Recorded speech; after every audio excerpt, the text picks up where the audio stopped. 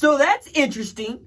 My man Mayberry is in the booth as we discuss Black Monday. Look, we saw Freddie Kitchens get his walking papers, right? We saw Jason Garrett still hasn't got his walking papers. Carolina Panthers have since parted with Ron Rivera.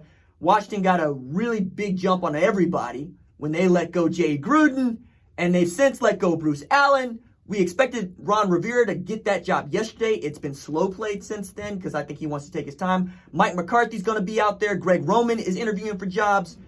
It's all very interesting, but what's most interesting for us and what we're doing right now, my man Mayberry, is looking at Matt Rhule at Baylor, kind of rising up the ranks there, man. He's in on the Giants job. He's in on the Cowboys job.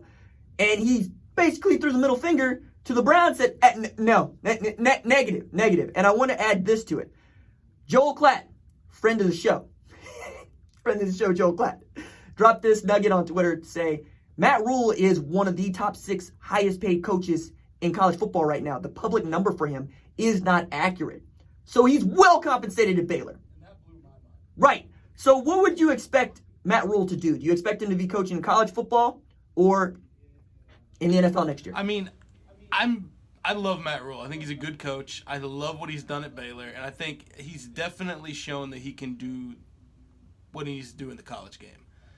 I'm not 100% sure right now that he can translate that to the NFL. And so, while I'm not saying I think he might get a shot to try, I'm not 100% sure he's going to be successful. I'm with you on that, but I also think that his calling card right now is development, right? He will develop your players.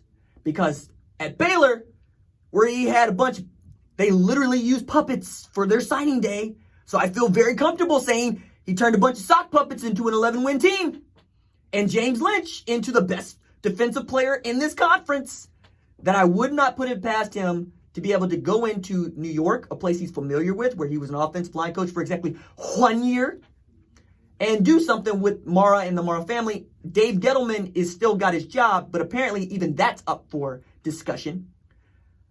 I would like to see Matt Rhule stay at Baylor. I've said why I think he would stay at Baylor, because I think that you would want to enjoy what you have built there. And if you think that you can compete with Oklahoma, and now that they know that they can, you want to come back, you want to try to win the Big 12 championship, maybe get invited to the college football playoff. But tomorrow, as they get ready to take on Georgia in the Sugar Bowl, a win for him basically locks in perhaps even another raise from Baylor after he got one earlier this year with a contract extension, right? Baylor, like the University of Tulsa, does not have to publicly reveal how much they're paying. Now, I'll go to GuideStar and I'll look at tax returns as much as I can to try to piecemeal this stuff together, because I'm actually an investigative journalist. But I think all this is interesting because if you're Baylor, 2 things I know about Baylor football and Baylor University. Deep pockets, and they love being relevant. They don't need to win the championships. They want to, but they love being relevant. And Matt Rhule fits who they are. He works hard. He gives God the glory. He busts tail with his kids that are there. And the fan base is not going to have to worry about him making them look bad and say the way that Tom Herman might, right? Tom Herman got caught with double-fisted birds on early signing day 1, right? That's not going to happen with Matt Rhule. They're going to use sock puppets. They're probably going to go about it a little weird, but they're going to put out an outstanding defense, and they're going to compete with their offense. And if that's what you're looking for the Giants perhaps, where you got your man Danny Milquetoast, right? And you got your man the Quan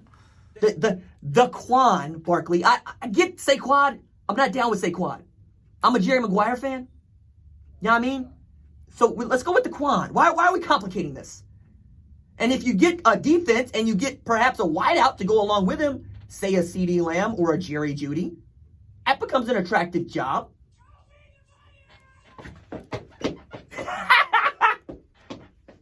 Man, I love Jerry Maguire drops. Oh my God. I air dry. Wait a second. Let me just enjoy this for just a minute.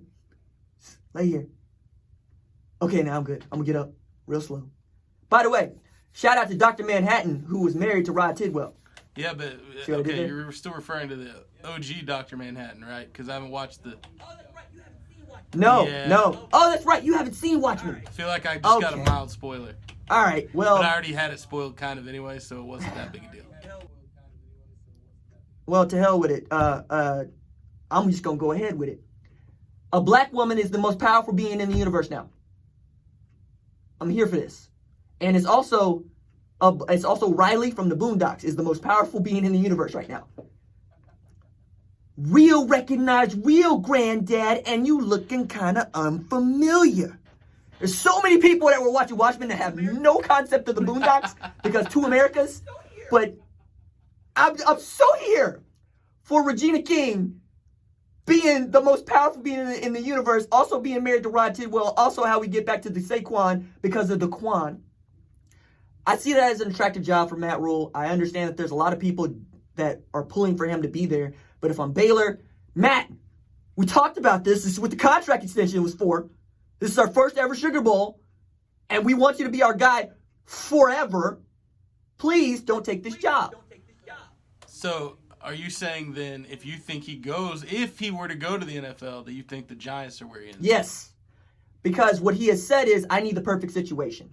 And knowing right away that he doesn't want to go to be a Cleveland Brown, right? Knowing right away that he pulled his name out of the running for the Indianapolis coach job in 2018, knowing that he left the Giants to take over Temple as a head coach, prove he could do this as a head coach, built Temple, right? Then went to Baylor, built it from the rubble of the Bryles era, where they won exactly one game a couple years ago, into 11-2 with losses to a team that made the college football playoff and won their 5th consecutive conference championship.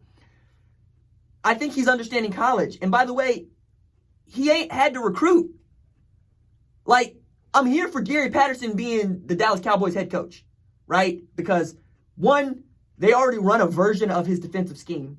Two, Gary Patterson has shown you he can develop defensive linemen for the NFL. Ben Banagoo, LJ Collier, I could go on, right? And that was a real weakness for the Dallas Cowboys this year, was Tristan Hill ain't going to get it done, dog. He ain't going to get it done. Unless it's Gary Patterson over there sweating it out with him, quite literally. So pair him with Joe Brady, and let's get the Cowboys on to cracking. I don't think that. Like, why is this hard? I don't think that's a crazy idea. I like the Gary Patterson idea, actually. Yeah. Jerry Jones, that one's paid free. The dues in the college Okay? ranks. I'm just saying, and he's in the Right. Dallas-Fort Worth area. He's in Fort Worth. He's right there. You know, and what would Gary say? There's nothing wrong with going to talk to Gary Patterson.